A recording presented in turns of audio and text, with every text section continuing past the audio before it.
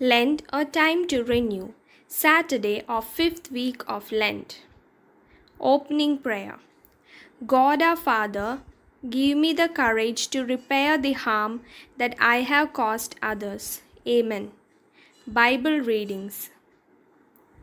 Ezekiel chapter 37 verses 21 to 28.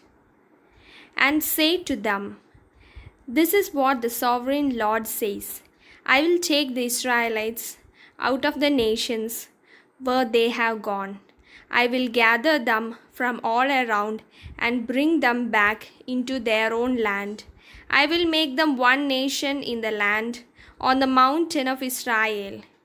There will be one king over all of them, and they will never again be two nations or be divided into two kingdoms.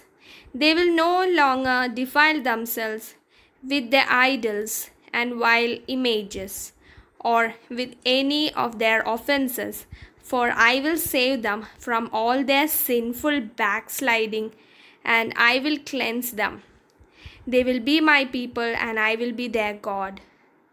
My servant David will be king over them, and they will all have one shepherd. They will follow my laws and be careful to keep my decrees. They will live in the land I gave to my servant Jacob, the land where your ancestors lived. They and their children and their children's children will live there forever. And David, my servant, will be their prince forever. I will make a covenant of peace with them. It will be an everlasting covenant. I will establish them and increase their numbers, and I will put a sanctuary among them forever. My dwelling place will be with them. I will be their God, and they will be my people. Then the nations will know that I, the Lord, make Israel holy when my sanctuary is among them forever. John chapter 11 verses 45 to 56. The plot to kill Jesus. Therefore many of the Jews who had come to visit Mary and had seen what Jesus did believed in him. But some of them went to the Pharisees and told them what Jesus had done. Then the chief priests and the Pharisees called a meeting of the Sanhedrin. What are we accomplishing? They asked. Here is this man performing many signs.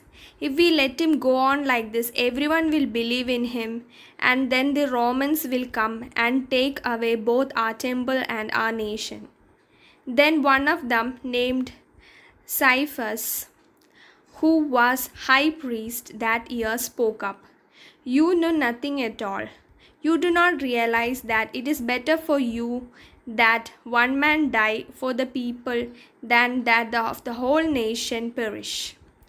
He did not say this on his own, but as high priest that year, he prophesied that Jesus would die for the Jewish nation, and not only for that nation, but also for the scattered children of God, to bring them together and make them own. So from that day on, they plotted to take his life. Therefore Jesus no longer moved about publicly among the people of Judea. Instead, he withdrew to a region near the wilderness, to a village called Ephraim, where he stayed with his disciples. When it was almost time for the Jewish Passover, many went up from the country to Jerusalem for their ceremonial cleansing before the Passover. They kept looking for Jesus, and as they stood in the temple courts, they asked one another, "What do you think? Isn't he coming to the festival at all?" Meditation. How can I simplify my life, letting go of the things that I no longer need? Closing prayer. Father, teach me to find time each day to think of you, to pray to you, and to give you thanks. Amen.